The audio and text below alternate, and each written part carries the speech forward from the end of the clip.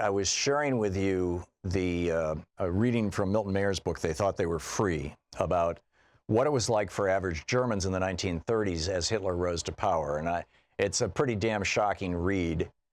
And I've been reading that pretty much every year since 9/11. And this year it seems even more real than ever before.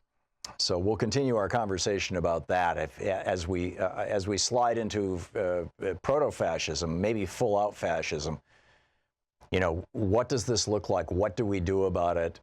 Who are the players? How does it get there? All that kind of stuff. So we'll continue that conversation. One of the first groups that Hitler went after, as did Mussolini in Italy, I'm not sure about Franco in Spain, were basically non-cis people. Were you know, what they called then homosexual or gay people. You know, wear your pink star kind of stuff. And now is, you know, the question in my mind, and you know, Sean and Nate and I were talking about this the other day, and Sean said, well, let's reach out to the National Black Justice Coalition and see, you know, if they've got somebody on staff who can speak to us about this. And David Johns is with us. He's the executive director of the National Black Justice Coalition, the NBJC. He's a former White House staffer in the Obama administration. The website, nbjc.org, and you can tweet him at Mr. David Johns. David, welcome to the program. David? Thank you, Tom. I appreciate that. Yes, sir. Thank you for having me. Great. Thanks for joining us.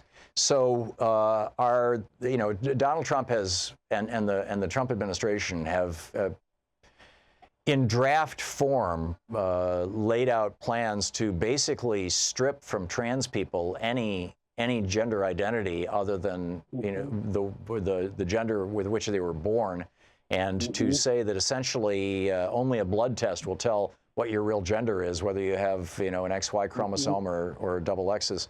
What does this mean for the trans community? What does this mean for the overall LGBTQ community? And what does this mean in the larger picture of what happens when a government goes after a minority? Yeah, weighty questions, and I want to disentangle them and add one more, which is, what does this mean for individuals who have intersectional identities, in particular, who belong to multiple overlapping socially constructed categories that in America mean that they're doubly oppressed. I'm talking specifically about individuals who are Black and transgender or gender nonconforming. Right. And what I know is that since the memo was leaked this weekend, and if I'm honest, and if we're honest, since Trump absorbed as much space as he's occupied since campaigning for this office, there has been a considerable amount of terror and fear as a result of real clear communication around efforts to wage a moral campaign that is bound by attempting to strip as many people of their basic human and civil rights. And so, to be clear, there are a number of organizations, including the National Black Justice Coalition, that have been following this administration's continued efforts to target transgender people in particular. I would remind everyone of the number of conversations that had to be had in federal courts and otherwise around the attempts to ban transgender service members. Right. And so I'm highlighting that to say that this is one of many and will continue to happen. Again, we should be clear that in the time since the memo was leaked, there have been an increase in calls made to suicide prevention lines and lines that are provided by organizations like Listen and the Trevor Project to provide space for people who are grappling with what this means for them.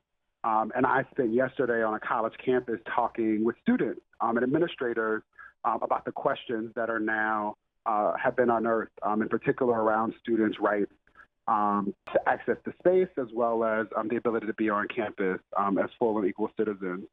The bottom line is that we should all be clear that this is an act of terrorism, domestic terrorism at its finest. We don't call it that. We seldom do, in particular, when white Americans are perpetrators of violence against other Americans, but that's exactly what this is. Yep. Yeah, the Klan is one of the oldest terrorist organizations in the world. I mean, it's and we seldom acknowledge them as such, right? The way that yeah. the narrative exists is that the Klan continues to do the work of supporting the morality that a small group of people that have a considerable amount of power and privilege in this country would like everyone to believe that they have access to, but that's just not how it works. Yeah. And so I think a lot about even the conversation we had around the Masterpiece cake shop case. And we spent a lot of time as an organization highlighting that it was not about the ability of a white homosexual couple to buy a cake, but for Black people, for Black LGBTQ people in particular, for people with disabilities, for people who are poor, it was about the ability to access care. Black LGBTQ, and I use the term stay gender loving to add more acronyms to the pile, live in the South where other Black people, in the states where it is still legal to discriminate, especially with regard to housing and employment. Right. And so in those spaces in particular where Black trans people and gender nonconforming people have always shown up, I think it's worth saying in this moment where the administration is attempting to erase people that have always existed, that as long as there have been people, there have been trans and gender nonconforming people, even when we didn't have the language to describe them as such. Oh, and if you look at indigenous people, most tribes had languages to describe, and not pejorative language, by the way. Navajo people in Hawaii. That's exactly right. So it is our restricted ability to fathom space for people that are beyond the binary that was used to justify transatlantic enslavement and the continued forms of oppression that people like Donald Trump benefit from, that allow us to have this conversation in ways that reflect reality. Right. Science, rationalization, and the law is not on Donald Trump's side. Well, I'm very concerned about how this is going to play out. There are some trans people who are a member of my family was born one gender and is now another gender and had some considerable surgery to get there, and I don't know what he's going to do if when this happens. I mean, or if this happens. I mean, this is you can't undo the surgery and things. Not to mention just the whole sense of identity. I mean, I can understand why you're seeing an explosion in calls to the suicide prevention hotlines and things. This is obscene what they are talking about doing, and to say the least. Yeah. So what do we do, David Johns? You're the executive director of the National Black Justice Coalition. There's a bunch of different groups that are horrified about this. Is there a coalition that is forming to fight this? And what can your friends and or the friends and colleagues of non-gender conforming people, shall we say, do to help and support? Yeah, I appreciate that. And I think that there are three things that people can do. One is to educate yourselves about the issues that trans individuals and gender nonconforming individuals face, to leverage the University of Google and to read the many articles and studies. Some of them are decent, some of them much better than that, but that color and provide a lot of information about things that most people don't consider until we're having these very public fights. The National Black Justice Coalition will be launching on December 1st, which is World AIDS Day, a toolkit called Words Matter that acknowledges sometimes people don't have the language to engage in these conversations, but are worried about being offensive or how to enter into the discourse. And so I'm saying that to say leverage organizations that are doing this work and provide resources for us to be better at engaging in these conversations with one another. Right. The second thing very much related to that is to support organizations who have been in the work of fighting for intersectional social justice. The National Black Justice Coalition would definitely love the support, but there are also other organizations like the National Trans Law Center that is doing work in this space. That can leverage the resources and support. And then the last thing is to be directly engaged in our civic and political process, regardless of the political party that you might identify with. Donald Trump doesn't belong to either of them and has waged a campaign of terrorism on our country focused on dividing everyone and destroying and divesting in the very institutions upon which our democratic foundation has been established. So everyone needs to go and vote on November 6th. There are a number of states, including Florida, where progressive candidate Andrew Gillum is running, where you can vote early.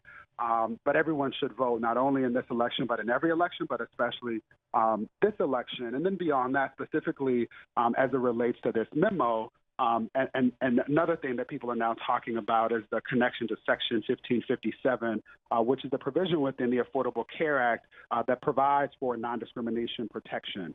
This is what the memo is tethered to in terms of HHS. But everyone can call all of our agencies, HHS, Health and Human Services, the Department of Education, which will enter into this conversation as it relates to Title IX protections that impact institutions and universities throughout this country. But call every agency and ensure that political staff as well as career staff are aware of how problematic and how unnecessary and really, quite frankly, how un-American these assaults are. Yeah, absolutely. And people can call Congress. The number is 202-225-3121. And talk to their two senators and their member of the House of Representatives and raise absolute holy hell about this. David Johns is the executive director of the National Black Justice Coalition. NBJC.org is the website. You can tweet him at Mr. David Johns, Mr. David Johns. David, thank you for being with us today. Thank you for having me, Tom, and for having this conversation. Thanks, and keep up the great work. We'll be back. Thank you.